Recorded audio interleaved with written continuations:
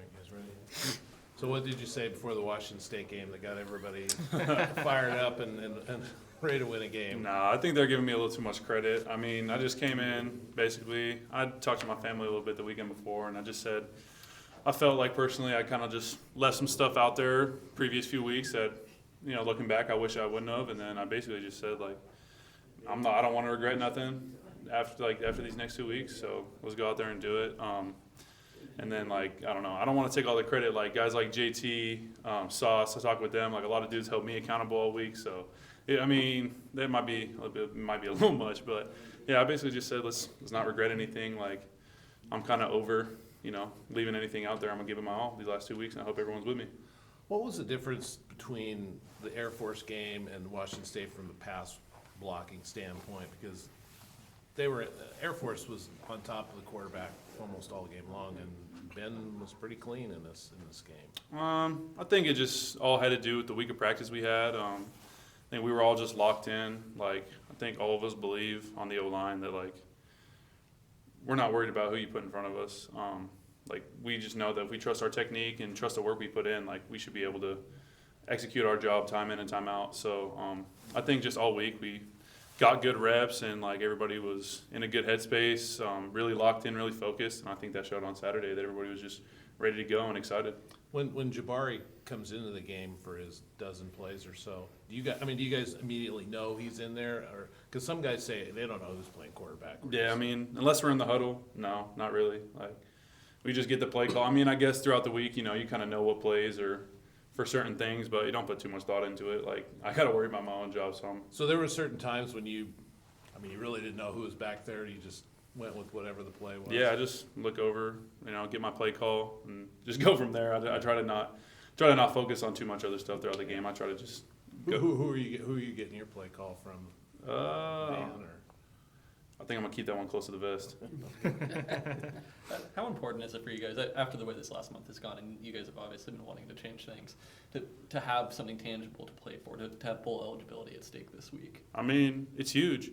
Like, getting that win last week was obviously super fun, and the fact that we got a chance to go make a bowl game, I mean, I think you've heard everybody say it, like, it's the reason you play college football, trying to get in a bowl game. Like, you know, we probably knew coming with the Pac-2 and everything with our schedule, it would have been kind of hard to make a playoff or anything like that. So all year it's been win as many games as we can, and let's make a bowl game and try and win that too. Like, so, I mean, yeah, this is exactly what we work for all year.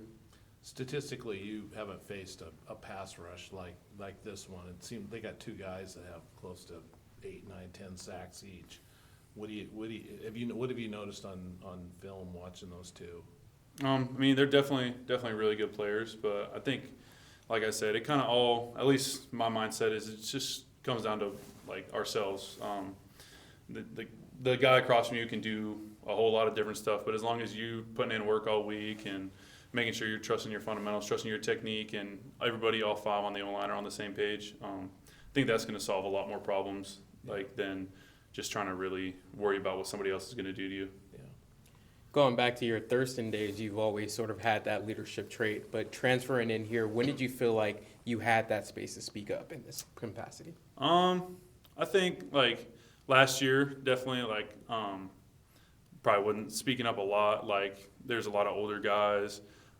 This year, I guess, I mean, I was a transfer too, but we had some more transfers in on the O-line, so I guess I was, like, one of the more tenured guys coming now. I mean, there's still guys like Flavio, Josh, obviously been here longer than I have. But I think Josh, like, helped a lot with that. Like, me and him, we're locker mates next to each other, so, like, I'll be talking to him all throughout the summer, all throughout stuff, and, like, I guess he would just kind of come to me saying, should we do this stuff, should we do that stuff? So I think kind of him, you know, asking for my opinion, that type of stuff, I was like, okay, yeah, I can, you know, speak up. If I need to say something that I think will help the team out, I will. But, I mean, I think it just kind of comes naturally, too. Like, I don't know if there was a moment where I felt like, oh, I can step in and try and lead now. It's just kind of, I guess, always the way I've been, that, like, if something needs to be said, I guess I'll try and step up and say it, because I just don't want to leave anything on the table that, you know, if I would have said something, then maybe it would have lit a fire under somebody or even myself. Like, I don't want to leave any of that on the table.